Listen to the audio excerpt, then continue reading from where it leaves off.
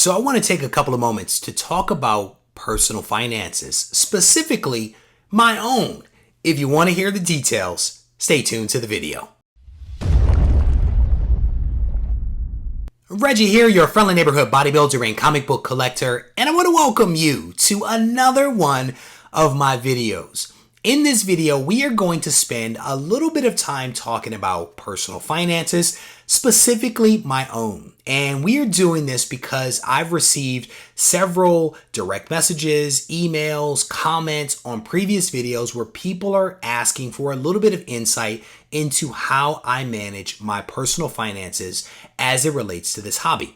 As you guys know, this hobby can be expensive. Technically, it could be as expensive as you want it to be. And so I think that that's part of the reason why people are curious. Now, what I'll say to you is I don't envision this video will be a long video. I'm going to offer you guys a little bit of insight into how I manage things. But with that said, I think that additional insight will be gleaned from the comments that other people actually leave on this video. So I definitely want to encourage you to take the time to drop your thoughts into the comment section. If you have a philosophical approach for managing your budgets as it relates to this hobby, drop those things in there. If you have learned from making some mistakes, drop those things into the comment section. The goal is for us to kind of learn from one another. I am a firm believer that there is no one way to actually manage this hobby. And so the more things that we can put out there for people to consider, I think the better off we will be, because folks will be able to take from those comments, both mine and yours, something that may work. They may discard some things, which is perfectly okay. And they may hear some things that they decide to tweak and modify to make them actually work for their situation. So that's a long way of saying that if you have thoughts, be sure to enter them into the comment section so that we can all continue to learn from one another. Now, with that out of the way, let's start digging into some of these tips. And again, I don't think that this is going to be a long video, but my hope is that it will be an informative one that will help you to formulate your own strategy. Now, when it comes to my philosophical approach to this hobby, I think I have like 6 or 7 tips that I want to try to offer up for consideration. One of my first tips is that I don't use credit. I don't use credit of any sort as it relates to this hobby. I think that credit is super helpful, especially when it comes to your regular life and emergencies and things that you have to manage. But for this hobby, which is a hobby, right? Which is not life or death. It is not, doing things for kids or family or repairing cars or whatever it happens to be. It's a hobby. I choose not to use credit in any way, shape, or form for comic books. Now, with that said, I do have a credit account set up. I have a credit account with PayPal that will allow me to tap into some money in the event that an amazing comic or collection comes my way. I can tap into those funds. And I've had this credit account for probably over a year. I've never actually used it. I have no plans to use it, but I have it there in the event that some unicorn comes along and I need to pull the trigger. So generally speaking, I don't do credit. The next tip that I want to offer is that I like to keep my comic funds separate from my family funds. Those two things are completely separate for me. And yes, I occasionally will transfer personal money over to the comic fund, but by and large, things that are related to comics are completely separate. And I actually manage all of those things directly through PayPal. And so when I buy a comic, it comes out of PayPal. When I sell a comic, it goes directly into PayPal.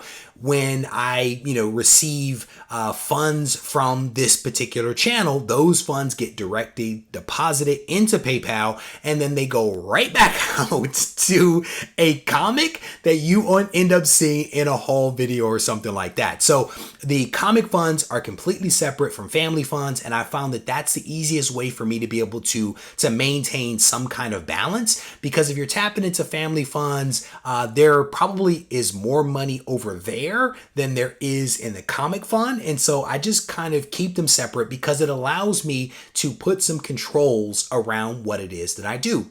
And that actually brings me to my next point. I don't budget. I never have. I probably never will. I don't budget at all. And I certainly don't budget for comics. Either I can buy a book or I can't. And if I'm doing everything out of PayPal, it's pretty clear to see whether I can buy that comic based upon my balance or not.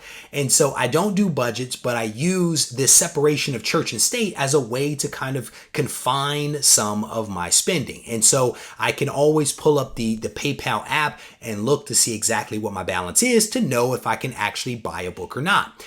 And if I have the funds, I buy the book. If I don't have the funds, that's when I sell a book or two in order to have those funds be deposited into PayPal, which then puts me in a position to be able to buy that book. And that's kind of sort of how I manage things. Now, one of the other things that I've done is I've actually gone out and picked up this right here. It is a debit card for PayPal. And I absolutely love this thing. I love it because it allows me to make purchases in store. So if I am at a local comic shop or I'm at a con or something like that, and I don't have great cell signal to be able to pull up the app to send the money via the email address, I have my physical card that I can actually swipe or tap or whatever to be able to access those funds that are contained in my PayPal account. And this allows me to be very organized because I'm not reaching for my Bank of America card to buy something and then have to transfer money from PayPal back to my personal. It is all contained in the PayPal app, and it is being controlled through either the app, through email, digitally through eBay, or through the physical card that I carry in my wallet at all times. You've heard me mention PayPal a couple of times, and I dig PayPal because, and a lot of people like Venmo, there's other things out there, but I like PayPal because I found a way to kind of integrate PayPal into a lot of the things that I'm doing. So I don't sell on eBay a lot, but my eBay account is linked to my PayPal. I use PayPal, as you've already heard me, with my debit card that allows me to access those funds. But the other thing that I do is when I sell a comic and have to ship comics, I actually tap into the mail feature of PayPal. So when I am putting a label on something or printing off a label to sell a book to someone, it comes directly from my balance inside of PayPal, which again is a nice way of keeping separation between church and state and keeping things certainly clean. Now, one of the other probably more obvious things here is that our hobby can be very expensive. And so by keeping all of those funds separate and apart, my wife never sees exactly how much money I'm spending because she has no clue about my PayPal account. My wife doesn't care. I'm gonna just be honest with you. My wife doesn't care what I spend as long as she has money to do the things that she needs to do. But seriously, just having that separation just makes things a lot cleaner, a lot simpler for being able to do the things that we want to do with our hobby.